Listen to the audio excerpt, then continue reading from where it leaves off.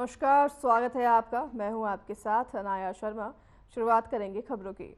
अयोध्या और राम मंदिर से गोरक्षपीठ की 3 पीढ़ियों का नाता रहा है। यह नाता करीब 100 साल पुराना है। इस दौरान राम मंदिर को लेकर होने वाले हर आंदोलन में तब के पीठाधीश्वरों की केंद्रीय भूमिका रही है। गोरखपुर स्थित इस पीठ के मौजूदा पीठाधीश्वर उत्तर प्रदेश के मुख्यमंत्री योगी आदित्यनाथ हैं।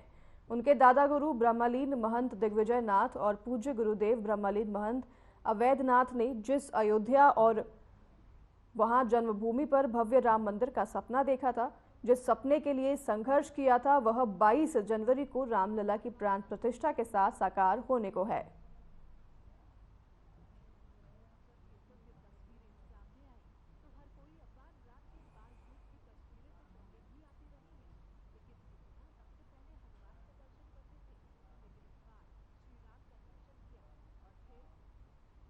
गुजरात के गांधीनगर में वाइब्रेंट गुजरात समिट 2024 का आयोजन किया गया, जिसका उद्घाटन पीएम मोदी ने किया। His Excellency Mr. Philip Nyusi, President of Mozambique, His Excellency Mr. Ramos Horat, President of Timor-Leste, His Excellency Mr. Petr Fiala, Prime Minister of Czech Republic,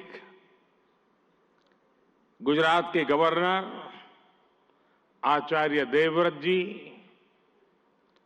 यहां के लोकप्रिय मुख्यमंत्री भूपेंद्र भाई पटेल, देश विदेश से आए हुए सभी विशेष अतिथि, अन्य महानुभाव,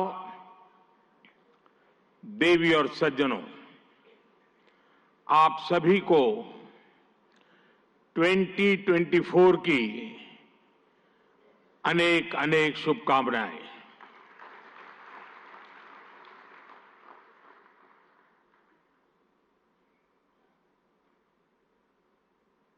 निकट भूतकाल में भारत की आजादी के 75 साल पूरे हुए और अब भारत अगले 25 वर्षों के लक्ष्य पर काम कर रहा है। जब भारत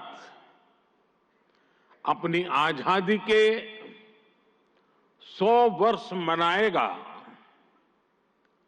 तब तक हमने भारत को विकसित बनाने का लक्ष्य रखा है और इसलिए ये 25 साल का कार्यकाल भारत का अमृत काल है। ये नए सपने, नए संकल्प और नित्य नूतन सिद्धियों का कार्यकाल है। इस अमृत काल में ये पहली वाइब्रेंट गुजरात ग्लोबल समिट हो रही है और इसलिए इसका महत्व और बढ़ गया है। इस समिट में आए 100 से ज्यादा देशों के प्रतिनिधि भारत की इस विकास यात्रा के अहम सहयोगी हैं। मैं आप सभी का स्वागत करता हूं, अभिनंदन करता हूं। फ्रेंड्स, यूएई के राष्ट्रपति मेरे ब्रदर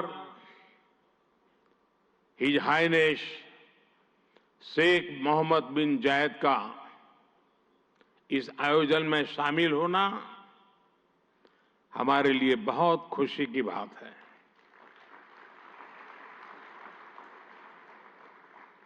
वाइब्रेंट गुजरात में इस समिट में उनका यहां चीफ गेस्ट के तौर पर उपस्थित होना भारत और यूएई के दिनों दिन मजबूत होते आत्मीय संबंधों का प्रतीक है। कुछ देर पहले हमने उनके विचार सुने।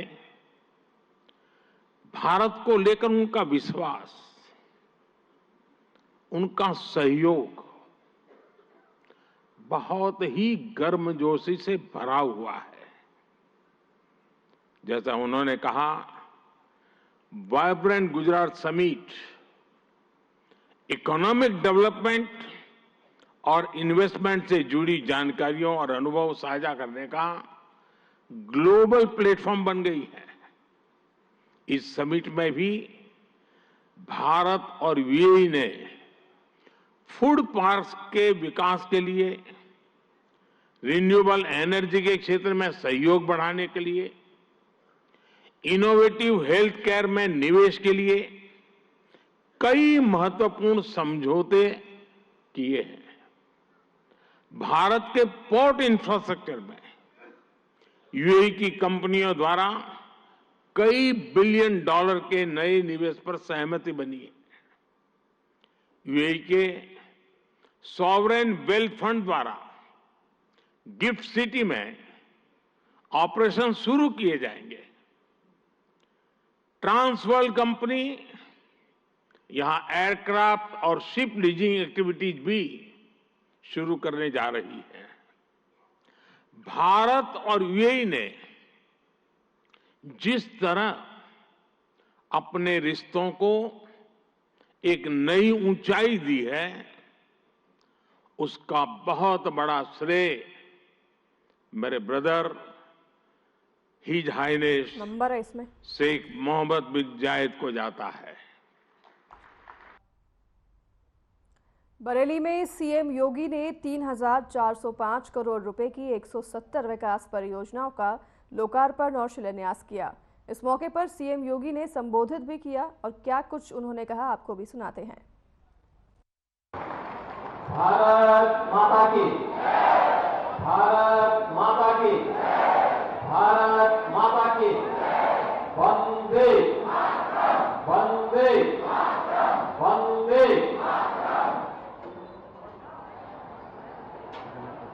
नाथनगरी बरेली के हजारों करोड़ रुपए की परियोजनाओं के लोकार्पण और शिलान्यास के लिए आयोजित आज के इस कार्यक्रम में मंच पर उपस्थित प्रदेश सरकार में मेरे वरिष्ठ सहयोगी वित्त मंत्री श्री सुरेश कुमार खन्ना जी, प्रदेश सरकार के पशुधन मंत्री श्री धर्मपाल सिंह जी, प्रदेश सरकार के वन एवं पर्यावरण, जन्तोद्यान और जलवायु परिवर्तन मंत्री डॉक्टर अरुण कुमार जी, भारतीय जनता पार्टी के कर्मठ क्षेत्रीय अध्यक्ष श्री दुर्विजय सिंह साके जी, लोकप्रिय सांसद और पूर्व केंद्रीय मंत्री माननीय श्री संतोष कुमार गंगवार जी, आंवला के लोकप्रिय सांसद माननीय श्री धर्मेंद्र कश्यप जी, महापौर बरेली श्री वेश गौतम जी, जिला पंचायत अध्यक्ष श्रीमती रश्मि पटेल जी,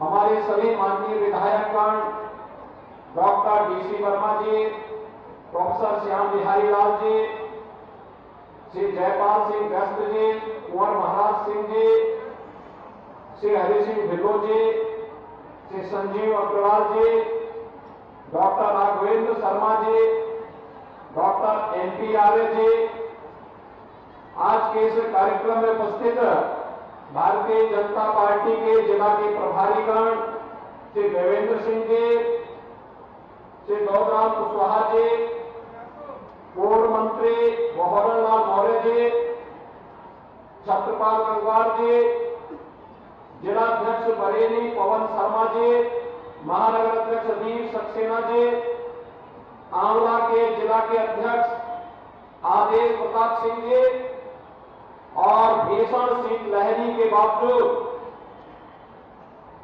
भारी संख्या में आज के इस लोकार्पण और शिलान्यास कार्यक्रम में उपस्थित बरेली के मेरे सभी उपस्थित बहनों और भाइयों, नाथ नगरी को कोटि कोटि नमन करते हुए मैं आप सबका हृदय से अभिनंदन करता हूं। नगर निकाय चुनाव के दौरान मैं यहां आया था और मैंने उस समय आपसे अपील की थी कि स्मार्ट सिटी के संकल्पना को साकार करने के लिए डबल इंजन के साथ एक ट्रिपल इंजन को भी जोड़ने की आवश्यकता है। और मैं आभारी हूं बरेली की जनता जनार्दन का कि उन्होंने भारतीय जनता पार्टी के कार्यों पर विश्वास किया, प्रधानमंत्री मोदी जी के विजन पर विश्वास किया और मोदी जी का जो विजन है वही हमारा मिशन है।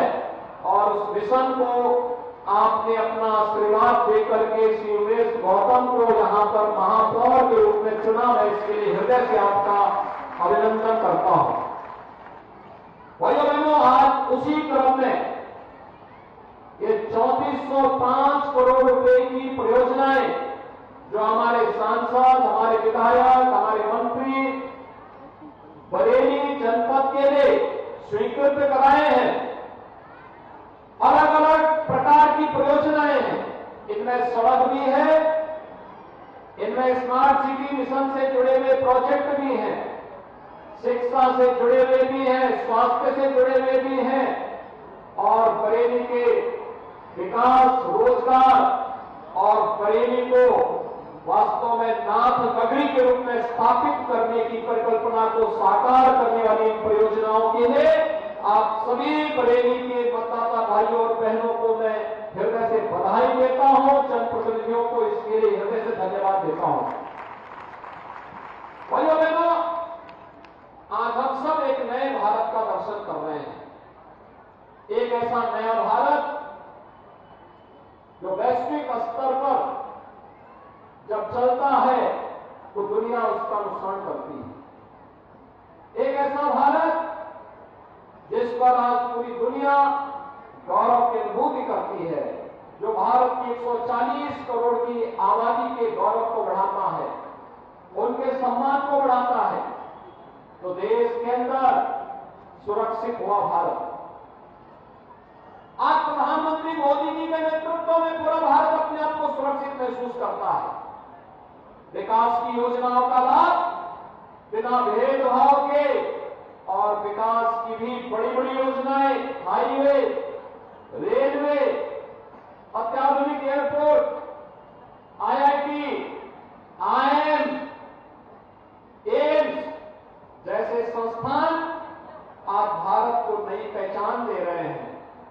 स्मार्ट सिटी की परियोजना हो या हर घर नल की परियोजना, आज तो विकास की इतनी सारी योजनाएं हैं कि जहां भारत के इस नए भारत के दर्शन करते हुए पूरी दुनिया इनसे अभिभूत है, वहीं गरीब कल्याणकारी योजनाओं के भी एक नए मानक इस नए भारत में स्थापित किए हैं।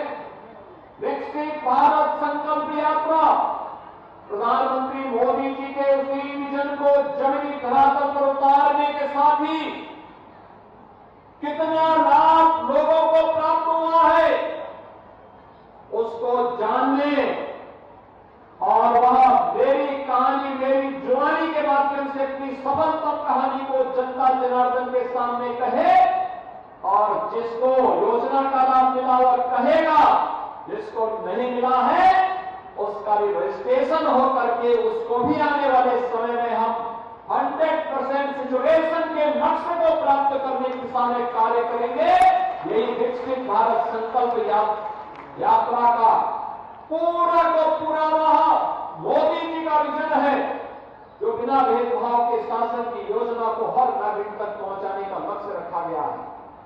भाइयों बहनों, यहां चेहरा देखकर की योजनाएं नहीं की जाती। अगर विकास गाजियाबाद और नोएडा में होगा, वाराणसी और गोरखपुर में होगा, प्रयागराज और लखनऊ में होगा, तो बरेली को उस विकास से कोई वंचित नहीं कर सकता है। यहां पर भी तो अगर काशी में काशी विश्वनाथ धाम का कॉरिडोर बनता है, अगर प्रयागराज में कुंभ का कॉरिडोर बनता है, अयोध्या में अयोध्या धाम का कॉरिडोर बनता है, तो हमारे बरेली में भी नाथ कॉरिडोर को हम आज फाइनल स्वरूप देने के लिए ही बरेली में आए हैं। नाथ कॉरिडोर को जोड़ने वाले जितने भी महत्वपूर्ण मार्ग हैं, इन सबको स्वीकृत देने के बाद ही हम बरेली आए हैं। और अगली बार जब आएंगे इन सबका लोकार्पण करने जरूर आएंगे, क्योंकि ये हमारी विरासत की पहचान है। यही तो प्रधानमंत्री मोदी जी ने कहा। आजादी के अमृत महोत्सव को संबोधित करते हुए प्रधानमंत्री मोदी जी ने 140 करोड़ भारतवासियों के सामने एक लक्ष्य रखा, और वह लक्ष्य रखा कि हमें आज तो देश की आजादी के 75 वर्ष पूरे कर रहे हैं, लेकिन जब देश अपनी आजादी का 100 वर्ष पूरा करेगा, शताब्दी महोत्सव मनाएगा, तब कैसा भारत चाहिए? कैसा भारत चाहिए? एक ऐसा भारत जिसे आप विकसित भारत कह सकते हैं। हर चेहरे पर खुशहाली हो, हर नौजवान के हाथों में रोजगार हो, हर किसान खुशहाल हो, हर बहन और बेटी अपने आप को सुरक्षित महसूस करे, हर व्यापारी अपने व्यापार के माध्यम से देश की प्रगति के मार्ग में मजबूती के साथ सहभागी बने। भारत का हर नागरिक अपने कर्तव्यों का निर्वहन करते हुए इस दिशा में प्रयास करेगा, तो विकसित भारत बनने से दुनिया की कोई ताकत रोक नहीं सकती है। और इसके लिए प्रधानमंत्री जी ने 5 संकल्प पंचप्रण के रूप में हम सबके सामने रखे। ये पंचप्रण उसी संकल्पना का आधार है जिस विकास की योजना को लेकर आज हम सब यहां पर आए हैं। उन्होंने कहा, आत्मनिर्भर भारत के लक्ष्य के लिए वोकल फॉर लोकल, हमें अपने स्थानीय उत्पाद को प्रमोट करना पड़ेगा, स्थानीय हस्तशिल्पी को सम्मान देना पड़ेगा, स्थानीय कारीगर के कार्य को महत्व देना पड़ेगा। और इस दिशा में चाहे वो किसान हो, चाहे वो राजमिस्त्री हो, चाहे वह हमारा कारीगर हो, इनके कार्य को सम्मान देते हुए इसे आगे बढ़ाना, 1 डिस्ट्रिक्ट 1 प्रोडक्ट की योजना और पीएम विश्वकर्मा या पीएम विश्वकर्मा श्रम सम्मान की योजना उसी क्रम में लागू के लिए योजना। गुलामी के अंशों को सुगमता समाप्त करना। हम गुलामी की मानसिकता से नहीं जीत सकते कि यूरोप और अमेरिका में अच्छा, दुनिया में अच्छा, हमारा खराब, ये नहीं हो सकता। हमारा जो है वो सबसे अच्छा है, सबसे उत्कृष्ट कोटि का है, और अगर कहीं कोई कमी है उसका परिमार्जन करके उसको उत्कृष्टता बनाने का कार्य करेंगे। यह है गुलामी की मानसिकता से मुक्त होने का एक लक्ष्य। अपनी विरासत पर गौरव की अनुभूति करना। आपने देखा होगा विरासत पर गौरव की अनुभूति। आजादी के अमृत महोत्सव वर्ष में एक विजन दिया गया था, हर घर तिरंगा का। एक कार्य दिया गया था, हर उस परिवार के साथ मिलिए जो देश की आजादी के लिए लड़ा था, स्वतंत्रता संग्राम सेनानी हो, देश की सुरक्षा में कार्य करने वाले जवान हो, सुरक्षा बलों के जवान हैं, उनके परिवार वालों से मिलो, उनको सम्मान दो, और साथ साथ अपनी पौराणिक पहचान को बनाने के लिए कार्य करो। काशी विश्वनाथ का धाम हो, बद्री केदारनाथ का पवित्र धाम हो, महाकाल का महालोक हो, या फिर 500 वर्षों के बाद अयोध्या में भगवान राम के भव्य मंदिर के निर्माण का कार्य हो, ये भारत की विरासत का ही सम्मान का कार्य है। भारत के विरासत का सम्मान कोई सोचता था? अयोध्या, लोग अयोध्या के नाम लेने से ही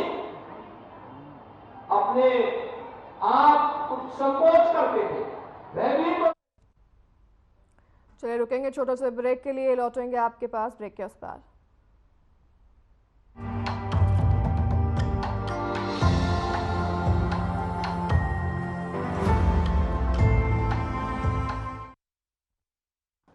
waste channel head Shri Brijmohan Singh Sadhna news. West channel head Shri Brijmohan Singh Sadhna news. ये पीछे बैठे लोगों से मेरी खास तवज्जो मांगनी चाहूंगी कि प्लीज आप लोग तालियां जरूर बजाएं प्लीज। यहाँ पे आने वाले सभी लोगों की हौसला अफजाई होती है आपकी तालियों से।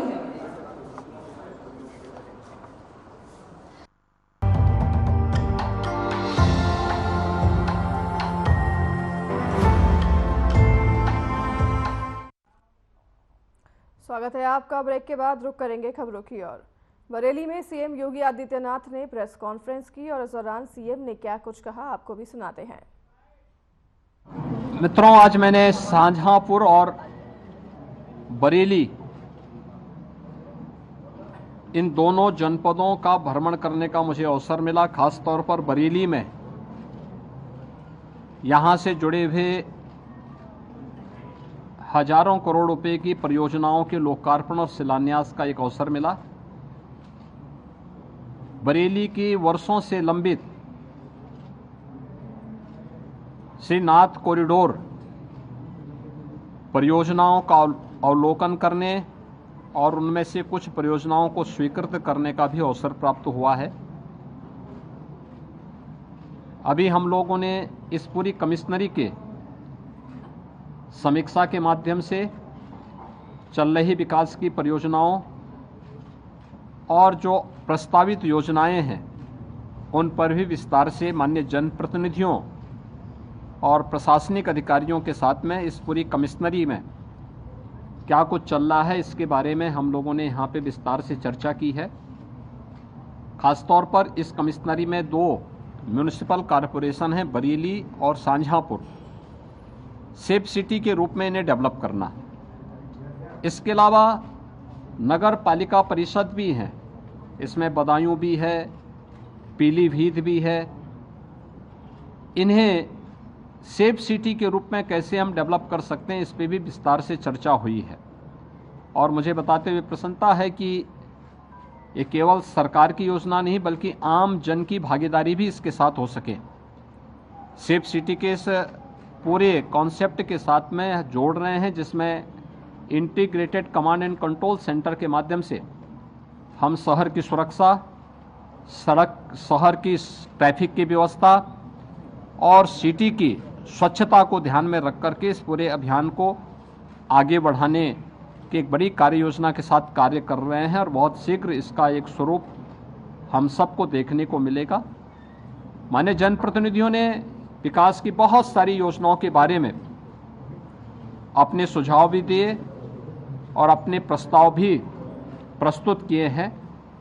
इनमें से बहुत सारे प्रस्ताव शासन ने पहले ही स्वीकृत किए हैं, बहुत सारे सरकार के संज्ञान में हैं, उन पर सरकार के स्तर पर गंभीरतापूर्वक विचार किया जा रहा है। मुझे पूरा विश्वास है कि प्राकृतिक संसाधनों से भरपूर हमारे चारों जनपद बरेली, बदायूं, शाहजहांपुर और पीलीभीत यहाँ की उन अनंत संभावनाओं को न केवल यहाँ की खुशहाली के लिए बल्कि प्रदेश की समृद्धि के लिए हम आगे बढ़ाने में माननीय जनप्रतिनिधियों की मदद से सफल होंगे। और इसी दृष्टि से आज यहाँ का मैंने निरीक्षण भी किया है।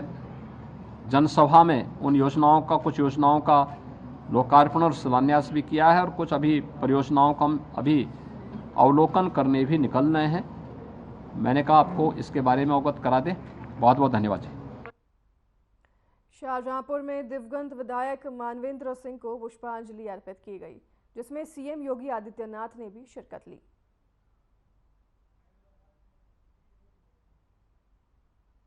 मानवेंद्र सिंह को पुष्पांजलि अर्पित करने पहुंचे मुख्यमंत्री और उनके परिजनों से मुलाकात की और उनसे बातचीत की।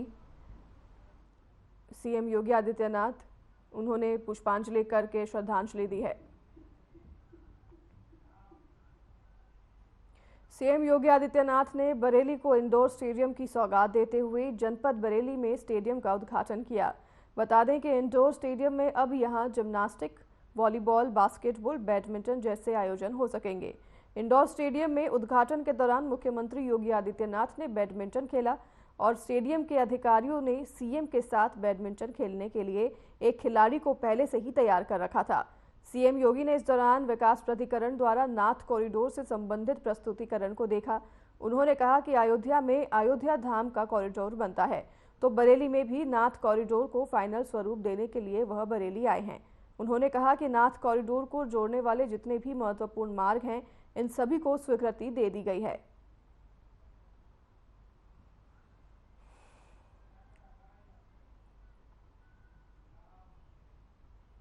तो अपना उत्तर प्रदेश देख रहे थे आप और इस बुलेटिन में फिलहाल हमारे साथ बस इतना ही। आपसे लेंगे विदा, हमें दीजिए इजाजत। नमस्कार।